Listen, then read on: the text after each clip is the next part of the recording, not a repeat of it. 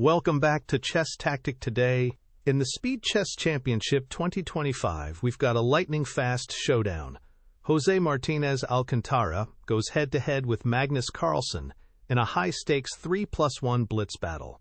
The game opens with the Scandinavian Defense, but this isn't your average opening. Carlsen dives straight into chaos while Martinez strikes back with fearless counterplay. Pieces fly, pawns explode, and both kings are on the run in a tactical slugfest where every second counts. Get ready. This one is pure blitz adrenaline from start to finish. And we're off. Martinez opens with the king's pawn to e4, the most classic and ambitious first move, immediately staking a claim in the center. And Magnus Carlsen replies with the Scandinavian Defense. He immediately challenges White's central pawn. This is a very direct, provocative approach. It says, let's fight right now. White accepts the challenge, pawn takes pawn on d5. This is the main line, forcing Black to show his hand. Magnus chooses the modern variation, recapturing with the knight instead of the queen. This keeps his queen safe and allows for more flexible development.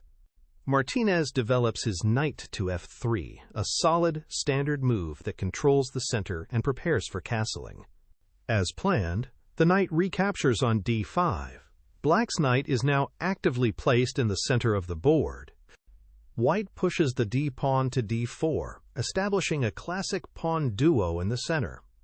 This is a powerful setup that gives White a space advantage.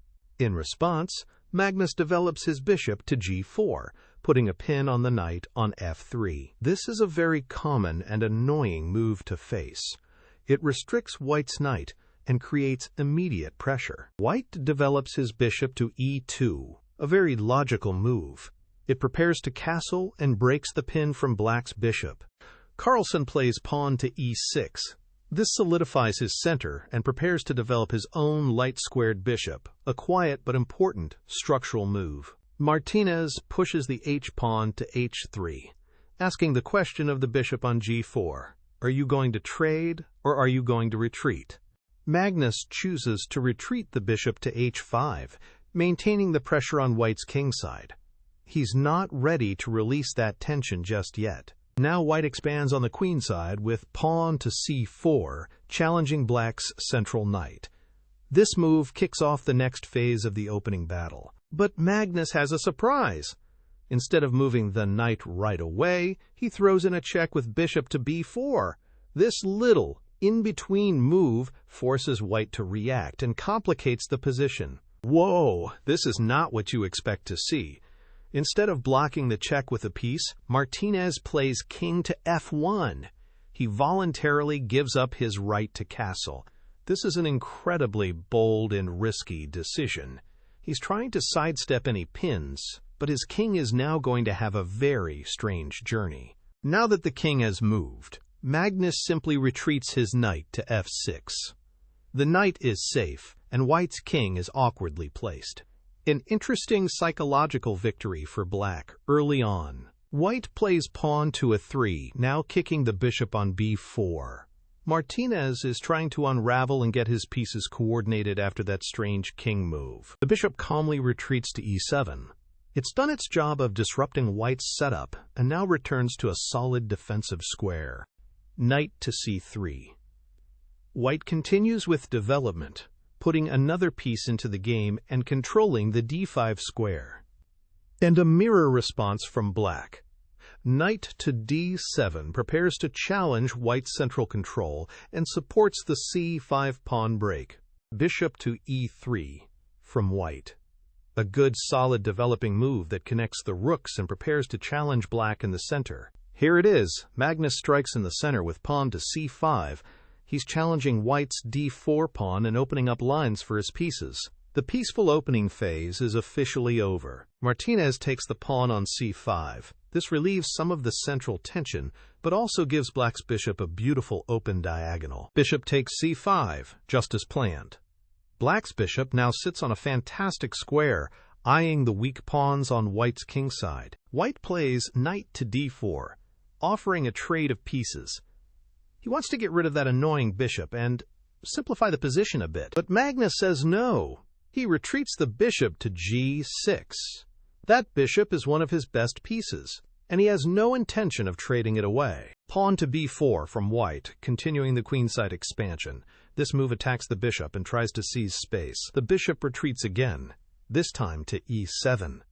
It's a bit of a dance, with white trying to harass black's pieces and black skillfully maneuvering them to safety. White pushes the pawn further to c5.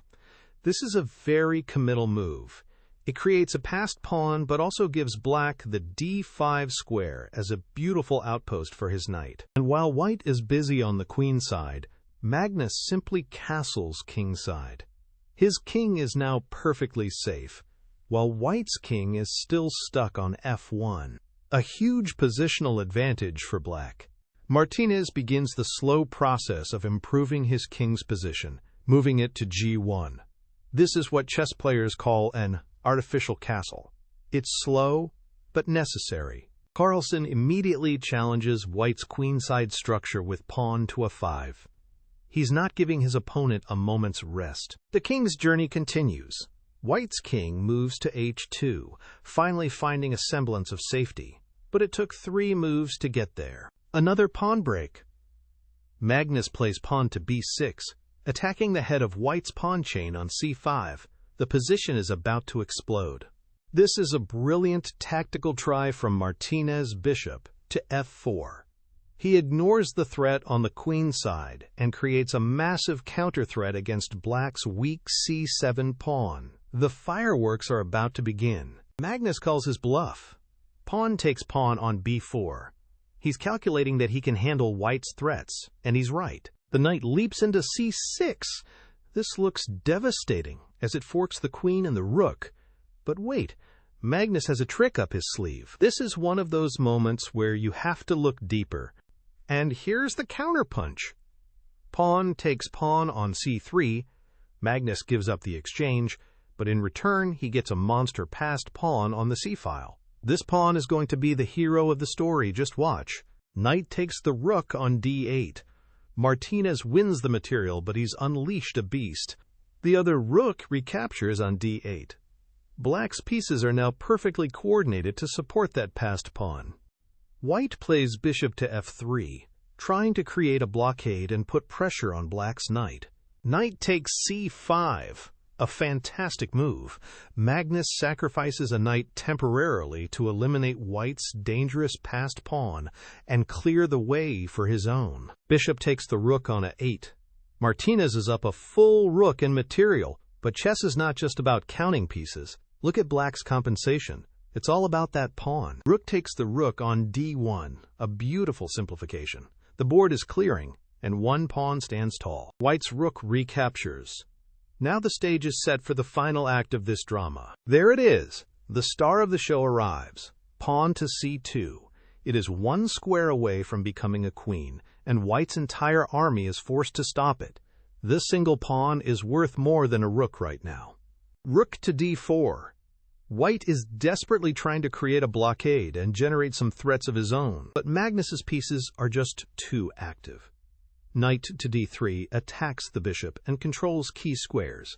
Every move is precise. The bishop moves to e3 to defend. White is in full retreat mode, just trying to survive. A calm, brilliant move. Pawn to h6 creates an escape square for the king and prevents any back-rank checkmate ideas. This is the kind of move that separates the good from the great. White's rook swings to c4, putting more pressure on black's knight and trying to untangle. Knight to b2, a fantastic maneuver. It attacks the rook on c4 and prepares to cause more chaos. Rook to c8, check. A spy check, but it doesn't change anything. The king simply sidesteps to h7, perfectly safe. White's other rook comes to c1, blockading the c-pawn. It's a last-ditch effort. And while white is focused on the pawn, bishop takes the pawn on a3. Magnus is now winning material back. The advantage is snowballing. Rook takes the pawn on c2. The dangerous pawn is finally gone, but the damage is done. Black's pieces are completely dominant. Bishop takes the rook on c2. a simple recapture, and rook takes bishop. After that whirlwind of tactics, we reach an endgame, where black's active pieces and better pawn structure should be decisive. Here comes the next wave. Pawn to b5. Magnus is creating a new passed pawn, and white has no good way to stop it. White plays bishop to d4, trying to control the advance of the pawn. Knight to c4. A monster square for the knight. It controls everything and supports the pawn. Bishop to c6, attacking black's d-pawn. But this is a desperate attempt. The knight simply repositions to d6, defending the pawn and preparing to jump to another powerful square. Bishop to e5, trying to trade off black's powerful knight. But Magnus has other ideas. Knight to d5. This is a brilliant square, attacking the bishop and preparing to create more threats. Pawn to g3. A quiet move, but white is running out of options. The knight returns to c4, once again dominating the board. It's like a spider weaving a web around white's pieces. The bishop retreats to d4. White is just shuffling pieces, waiting for the inevitable. And now knight to b4. This move forks the rook and the bishop. It's a simple, crushing tactic that ends the game. Rook takes the knight on c4. White is forced to give up material. Pawn takes rook. Black now has connected passed pawns, and the win is trivial. Bishop to a4. A final, futile attempt to create some counterplay. Knight to d5. And with this simple, elegant move, Martinez resigns. The knight will come to e3, and there is no stopping the pawns. A masterful performance by Magnus Carlsen. What a game! From that bizarre king to f1 on move 8 to the relentless march of the c-pawn, Magnus Carlsen showed us why he's one of the greatest of all time. An incredible display of tactics and technique. Thanks for watching, and we'll see you next time on Chess Tactic Today.